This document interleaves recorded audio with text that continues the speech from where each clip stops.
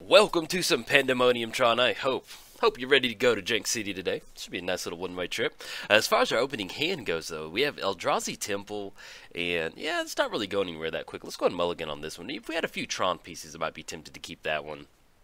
Okay, so we have Double Power Plant, Soul Gorger, Leveler, and then the Tormenting Voice. Let's go one more go. Power Plant, Eldrazi Temple, Double Faithless Looting. I guess, depending on the scribe, we have to hit a mountain to really make this hand worth it. Yeah, let's go one more mulligan.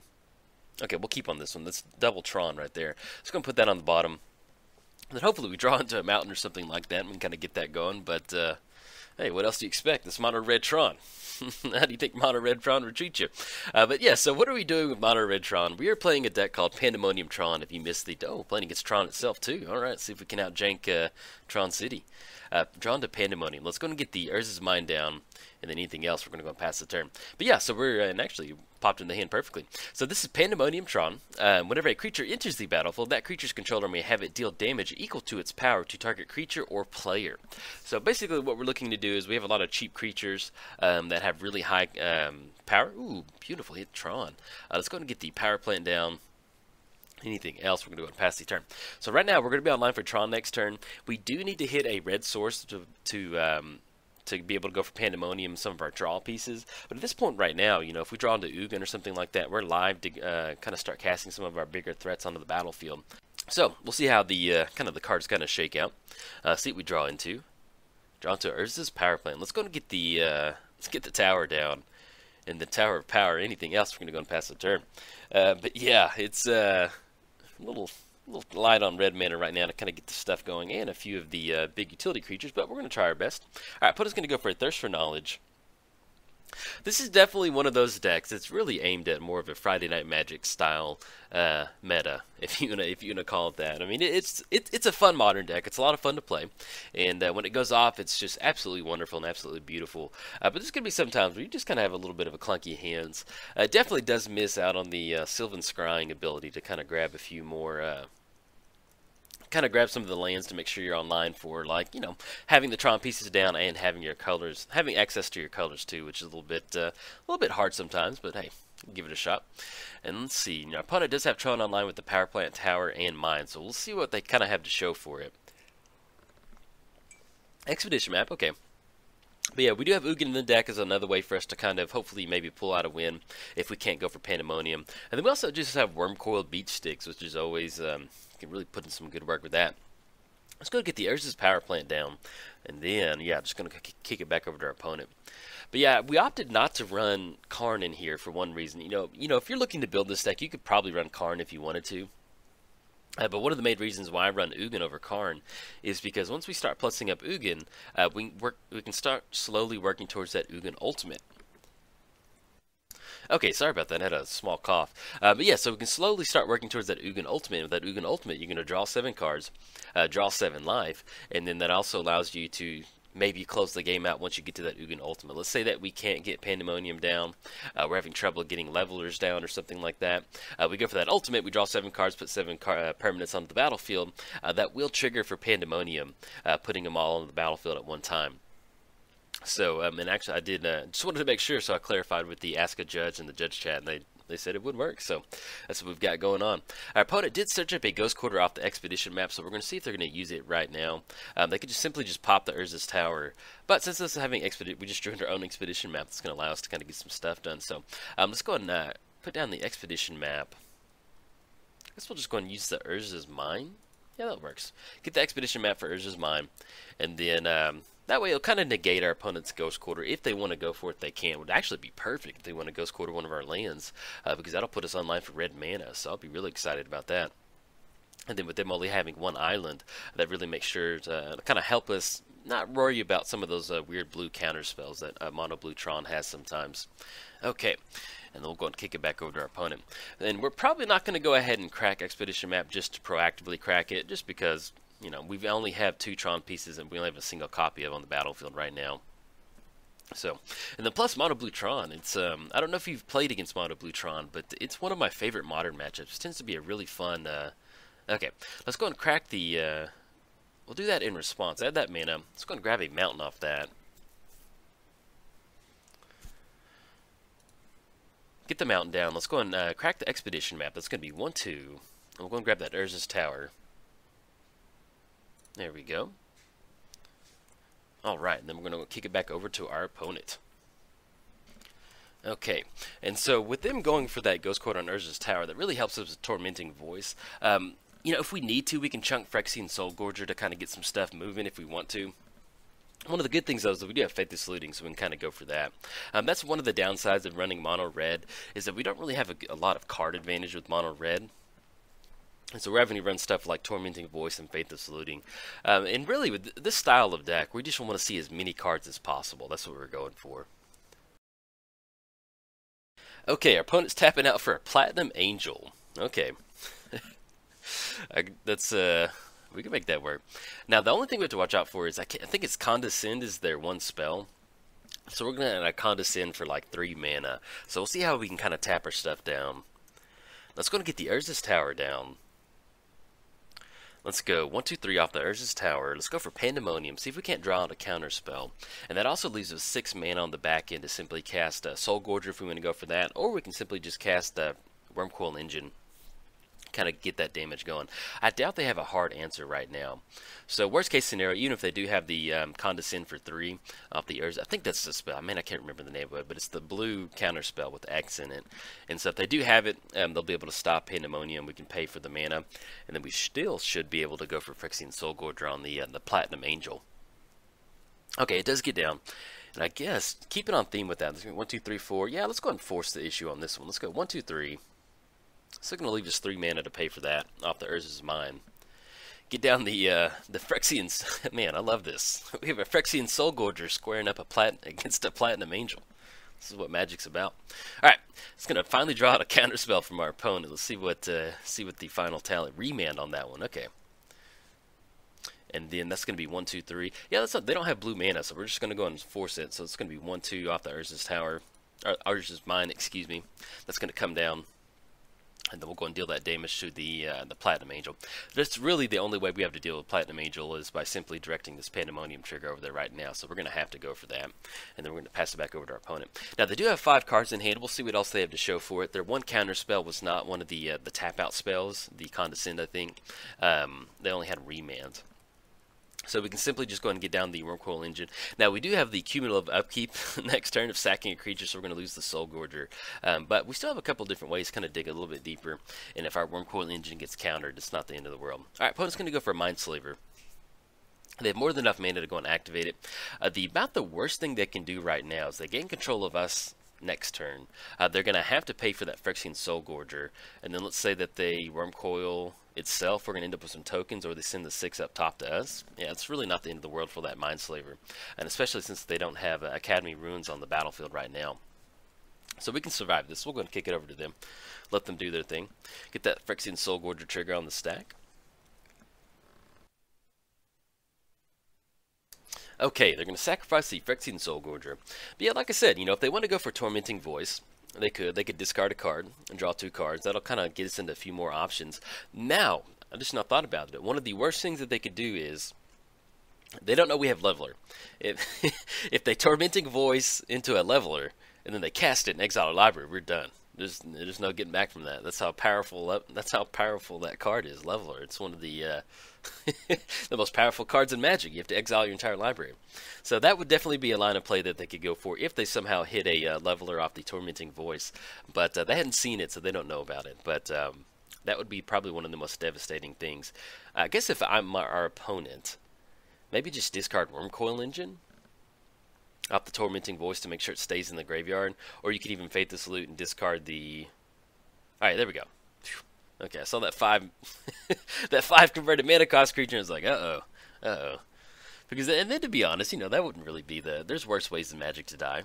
I mean, if you die to your own Leveler through a Mindslaver, that makes for a pretty good Magic story. Alright, opponent's going to chunk the Wormcoil Engine and the Reality Smasher. And let's see, we did not make the land drop for the turn, so they still have the Eldrazi Temple to go for. We'll see what they're doing. They're just tapping out for some mana right now. Okay, I think that's it. Alright, just going to tap out for 9 mana, then kick it back over to us. So, we're still in a good spot. We've got Tormenting Voice. We can discard the other Tormenting Voice if we need to, or we simply just chunk the Eldrazi Temple, and we can kind of see what we need to kind of draw into. The only thing we have to watch out for is just simply that 1 blue mana. Our opponent does have, most of the mono blue Trons do run Repeal, which is I think the blue X bounce target permanent back to its hand. So if they do tap out for some blue, oh, excuse me, they just got Academy Ruins down. Alright, they're going to go for Treasure Mage, get that on the battlefield. The Pandemonium trigger for 2. And then we'll see what we can do to get it. Yeah, because I think if they go Academy Ruins, put Mindslaver back on top, yeah, we'll see what we need to do. We'll see what they search up, because they definitely have enough mana, and they can definitely utilize the Pandemonium through the Treasure Mage, depending on whatever they search up. Now, if they go for something like greater mana cost, they're going to go for Mindslaver. Okay, so they're going to have the Mindslaver lock. See if they go for it. They're waiting to the second. Okay, they're going to cast it, and then they keep putting it on top, so we're going to go and scoop it up on this one. Just for giggles, we'll just see what the next couple cards were of that Tormenting Voice. Maybe it was double Leveler or some. Oh, Leveler and Ulamog. I don't think we would have had enough, though. That's going to be 1, 2, 3, 4, 5, 6, 7, 8. Yeah, we just had a 10 mana off the Leveler. But that happens. Let's go over to Sideboarding. Now, as far as this goes, let's bring in the favorite mono red Tron package of 3 guttural spawns. That's always great. Lightning Bolt, and I think. Let's bring in the Relic of Progenitus. That way, at least we have some sort of option to kind of get around that Mindslaver. We'll go and bring in the Orbs of Warding, too. I think that's pretty good. Smash the Smithereens. Yeah, I'm not sure. You know, it'd be nice to kind of take care of Mindslaver, but if they have the Academy Ruins, it's really not going to matter that much. So we're bringing in 3 guttural responses, Relic of Progenitus, and Orbs of Warding. Definitely want to stick to 3 on these, because if something happens to, let's say that we are casting Leveler to win the game, and they bounce Pandemonium back to the hand, we're just going to lose the game, which is not that good, so don't want to walk into that ant pile. Now, as far as what we want to cut, let's go down on, I do like the Thought Knot Seers in here. Let's go down on 1 Reality Smasher, let's go down on 1 Leveler. And let's go down on more Storm Surge. That's going to be a really big mana spell for us to tap out for. And in fact, I'm going back down off the 1 Endbringer. We could hold on to Ulamog as a way to kind of knock down our opponent's lands. I think I do like that. Let's go back off on 1 Ugin. We need to cut 1 more card. Creature count's 18. Let's just back off on 1 Tormenting Voice. Okay, let's go and submit this over to game 2. Okay, welcome back to Game 2. Now, as far as our opening hand goes, we have Urza's Tower, Power Plant, and Mountain. Yeah, I do like this. We have Guttural Response. You know, it's not that explosive, but I don't really want to mulligan past this, so we're going to keep on this one. Get the graveyard popped up. There we go. And let's go and lead off with the we're going to lead off with the Urza's Power Plant, and then we're going to go and pass the turn. But yeah, as far as Mono Blue Tron goes, if you've never played against Mono Blue Tron, or you've never actually played the deck itself, I've never played it, but I've played against it a bunch of times online. You don't really see Mono Blue Tron in the in like your Star City game events a lot and stuff like that, but you will kind of see it a lot in the tournament practice room randomly, and it's a really fun deck to play against. I really enjoy it. So if you're thinking about building it or you want to build Tron, this would be a great Tron video for you to watch so you can kind of see, do we want to go janky with Mono Red Tron or go with this one? Alright, so we're going to need to discard 2 cards. At this point, let's go and get rid of Phyrexian Soulgorger. We're kind of far away on that one. Urza's Tower, and we're going to get rid of Guttural Response. The only downside to getting rid of Guttural Response is our opponent knows about it now. Maybe they would assume that like it's a 1 of in the sideboard and we're not running 3 of them. But who knows? So, but yeah, we drew into another Faithless Looting, so we can use that to hopefully get into another Tron piece. If we do hit into another Tron piece, we do have Ugin to get that down, and then we can start going for that +2 ability, and then maybe get into an Ugin Ultimate. That would definitely be something I want to cross off for the bingo sheet for this particular deck. That'd be really fun to go for an Ugin Ultimate. But yeah, Mono Blue Tron, it makes for some fun matches. It usually, especially if you're playing not really a linear deck, something like really aggro, just anything that's mid-range or control, it's just really fun, because Mono Blue Tron has a clock that can really put on you really quick with that Mindslaver. But you can also kind of fight through some stuff, so it's always fun. Alright, let's get the Faithless Looting going on the stack. If they have a counterspell, so be it. And then we draw into another Power Plant. Okay, at this point, let's just go and chunk the Mountain, I think, into the graveyard. And then what do we need to get rid of?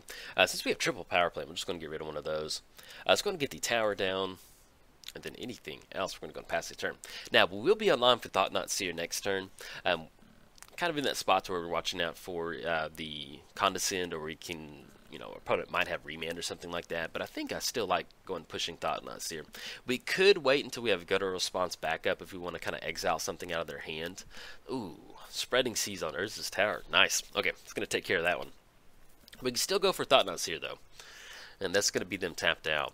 Let's go to get the, and in fact, let's go to get the Eldrazi Temple down.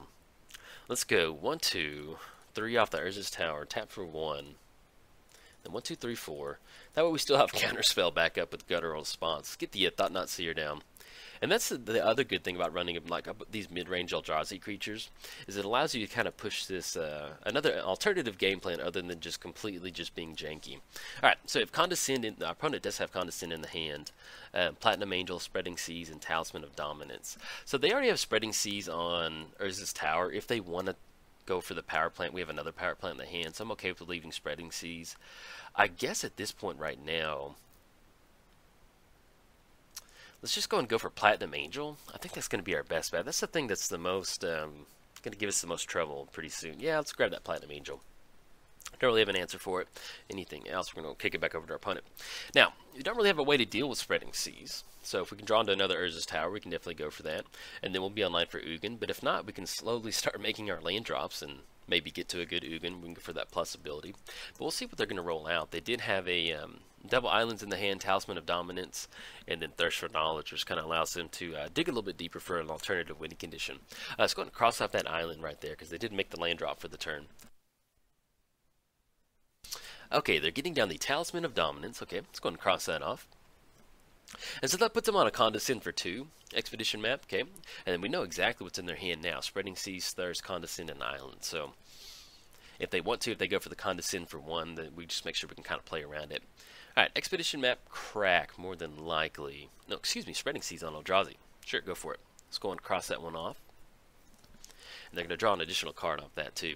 Okay, so it's going to leave us swinging in for 4, which is, it's a little bit of a clock. It's not the best clock, but it is a clock, when they just have something like Thirst for Knowledge. And we draw to another power plant. Let's go ahead and get the power plant down. Let's go and swing in for 4. And, if we win in 5 turns, so be it. Swing in for 4, put our opponent down to 16, and then we're just going to go and kick it back over to our opponent. Not really much else to show for it.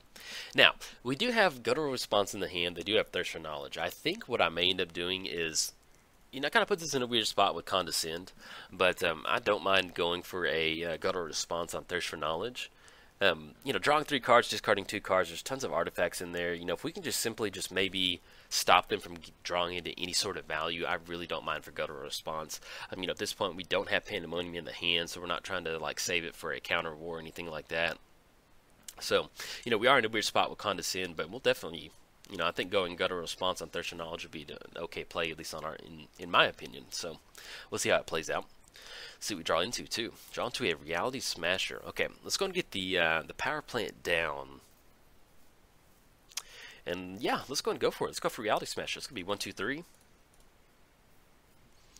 And then we still have Guttural Response backup. They did see 1 in the graveyard, so maybe they may not be playing around it with just simply 1 mana. Alright, see what they're gonna go for. That will be 9 coming across. Now if they have Condescend for 2. Let's go for Guttural Response. I just I laugh every time I cast Guttural. If we run into a counterspell, we run into a counterspell. But there's just I'm running 3 in the sideboard. You wouldn't really think it'd be that good, but I'm just telling you, it feels good to put them in. All right, there we go. We get to push through that Reality Smash. Let's go ahead and push in for 9. God, that feels good. Okay, swinging in for 9. It's going to opponent down to 7, and then we're going to go and fast the turn. So we do have lethal next turn. We'll see what we can, if we can't muster up enough stuff to go for it. Opponent's probably going to go, oh no, they're going to go for the Expedition Map crack. Okay. And then they did use that Condescend out of the hand, and then we got the Urza's Mind. I don't know, there's just something that feels so good about going for that Guttural Response. It is, some good magic right there.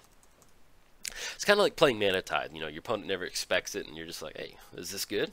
And it's good, and they're just like, dang it. Oh, no, Oblivion Stone. Okay, so they do have enough mana to go for Oblivion Stone. They'll be able to blow everything up. But we'll still go and push in next turn. See if they're going to force them to crack it. So that's going to be one mountain. That's going to be 1, 2, 3, 4, 5, 6, 7. So we're actually one away from going for Ugin. Let's go ahead and push in with Reality Smasher and Thought Knot Seer to force the Oblivion Stone crack. Swinging in for 9.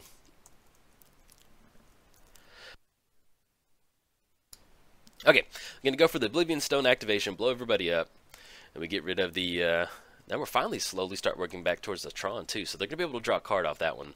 And they did get the Urza's Mind down. Alright. That's the good thing, though, about them cracking that Oblivion Stone. Got rid of the Spreading Seas. So, anything else? We could go for a Faithless Looting if we wanted to go for something like getting rid of Ugin. We'll draw 2 cards and have to hold on to one more.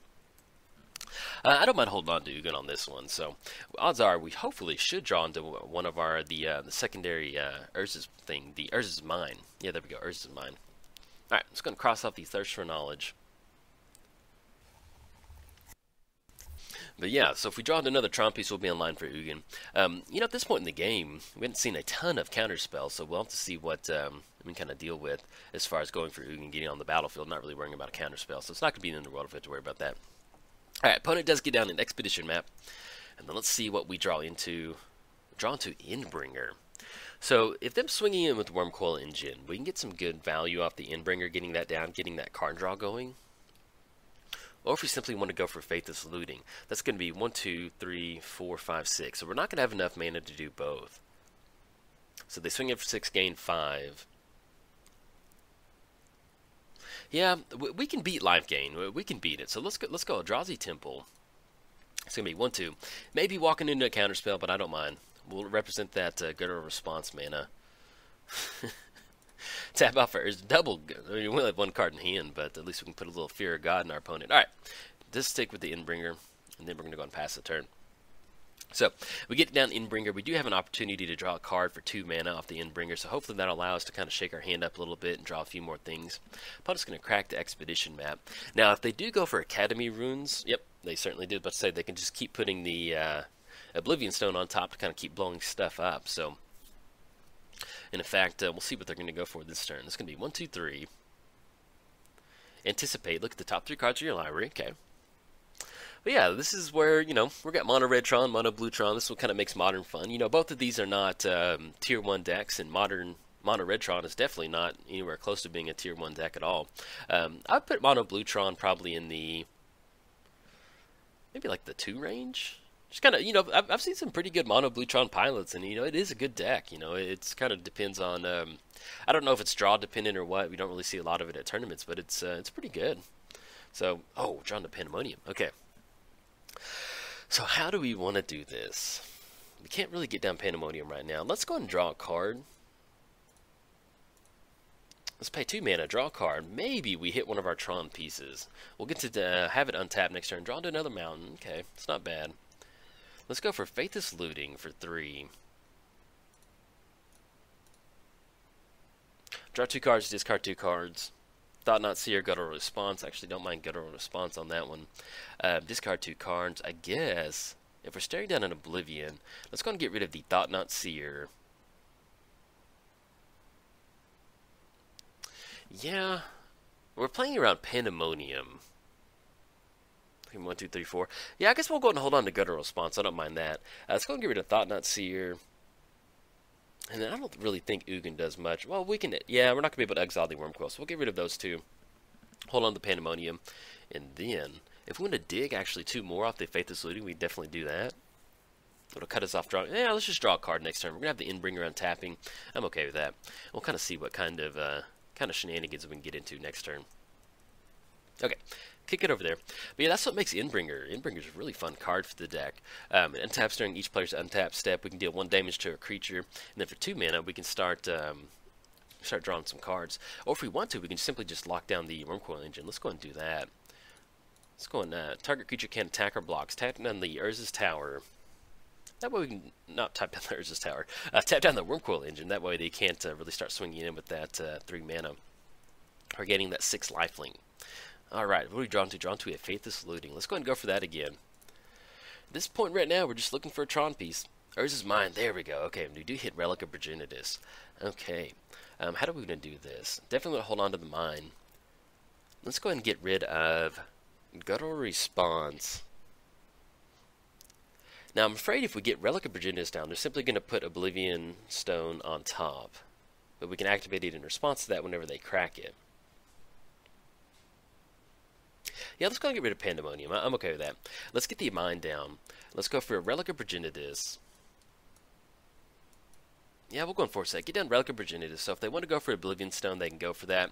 Then that way it puts it on top of their library and they have to crack it. We can somehow, in response to that, crack the Relic. Ooh, counter target, color the spell. Sure, let's going to get it on that one. Let's go ahead and draw a card for 2 mana.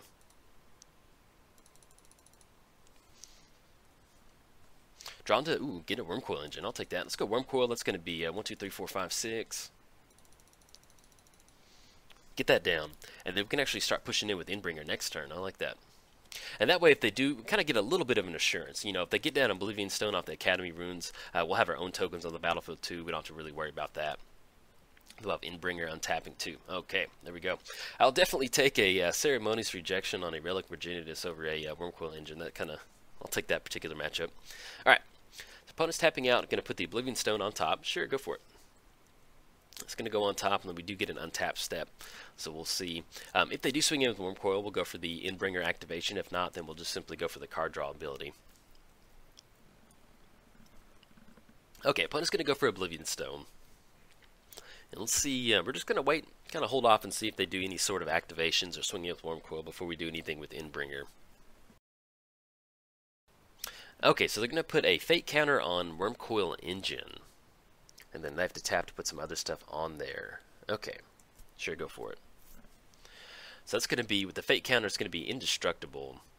Or not technically indestructible, destroy each non-opponent without a Fate counter on it. Let's go ahead and actually activate the Inbringer. Do one, target creature can attack or block this turn. It's going to be 1, 2.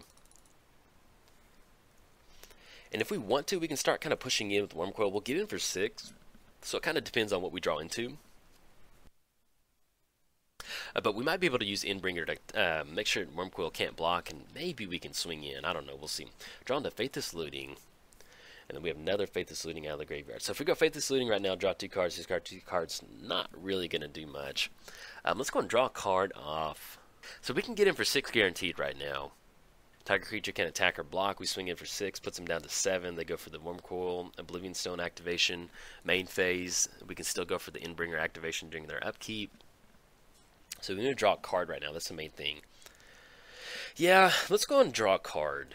I think I like that. Let's go and draw a card. Thinking is maybe we can get into like Pandemonium or something like that, or we can just dig a little bit deeper with Faithless Looting. I think that's what we want to do right now. Phyrexian Soulgorger. That's not exactly what the doctor ordered, but we'll try. Reality Smasher, Reality Smasher. Okay, let's go and get rid of the Phyrexian Soulgorger, the other Reality Smasher.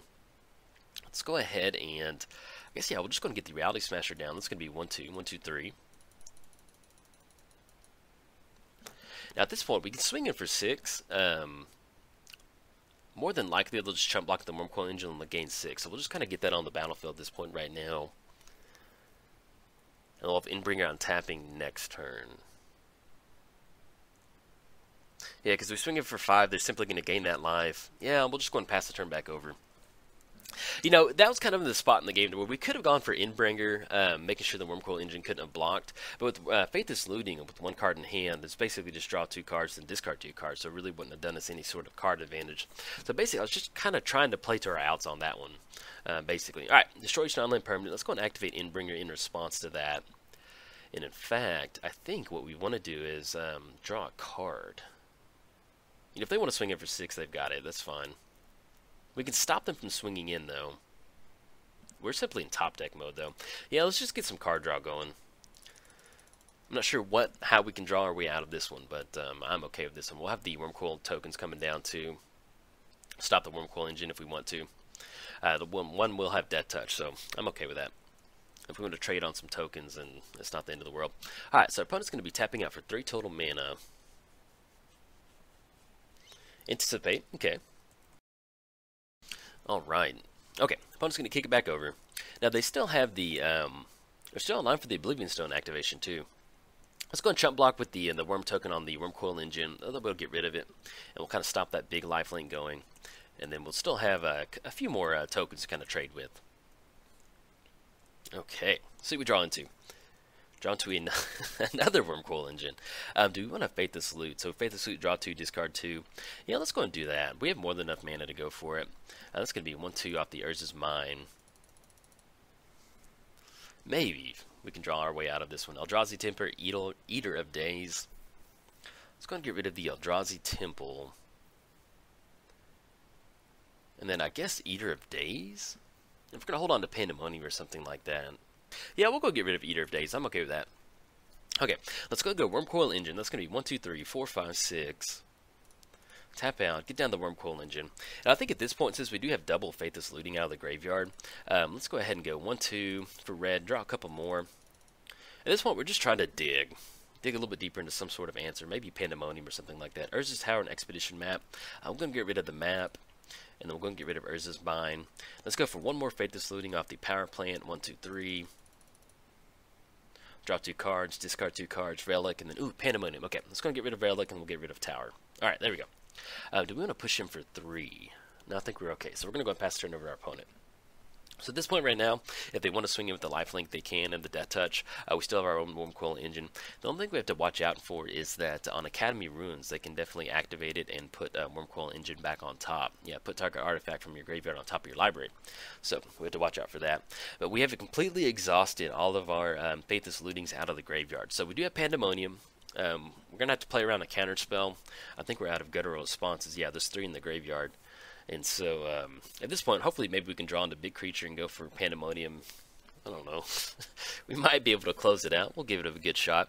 The only thing is we have to watch out for Oblivion Stone off the Academy Ruin. So we almost kind of have to, like, kind of sequence it to where we get down Pandemonium in one turn, then we get down a couple different creatures, and then still kind of go from there. You know, we don't have a huge clock from our opponent. It's just a 3-3 swinging across, and at this point, if that's all they're going to do, I'm okay with that. Swinging in for 3 is going to put us down to 11. I'll buy us a little bit more time, hopefully. Okay. And as far as clock goes, we are still ahead on the clock by a minute, so that's okay. All right, they got their own It's just Battle of the Wormcoil Engines. I love it. Some good magic right here. And then that is, yeah, that's not including the one out of the graveyard. Okay, drawn to another Urza's Tower.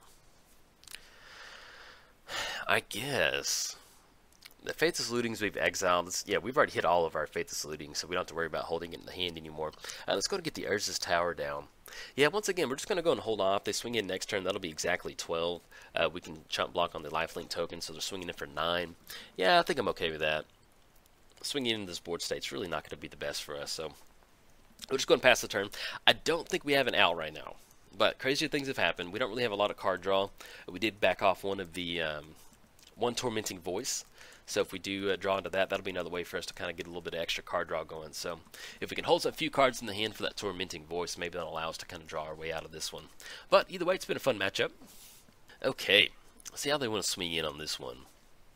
So we've got the Wormcoil Engine and the Death Touch swinging in for 9. Yeah, sure, go for it. It's not going to hurt us too bad. Swinging in for 9 is going to put us down 2-2, and we'll see what we can draw into. Now, that also puts us in a weird spot to where if we got down Pandemonium earlier, they could simply just cast a creature, because Pandemonium does count towards other creatures or players, so they'd be able to kind of start blasting that stuff off the battlefield. But opponent's probably got a counterspell in there. Expedition map. All right, that's not going to get it done. Let's see. They swing in for 3. Yep, that is it. We're going to have to go and scoop this one up. You know, we get an expedition map for nothing, but it's really not going to allow us to kind of get out from underneath this one. So that is a bummer. Let's see what else we kind of would have drawn into. Mountain, Thought Not Seer. Yep. So maybe we could have done stuff a little bit differently a couple different turns when we were going for the Endbringer activations. But yeah, that's a fun matchup. So if you enjoyed the video, like and subscribe. Thanks. Bye.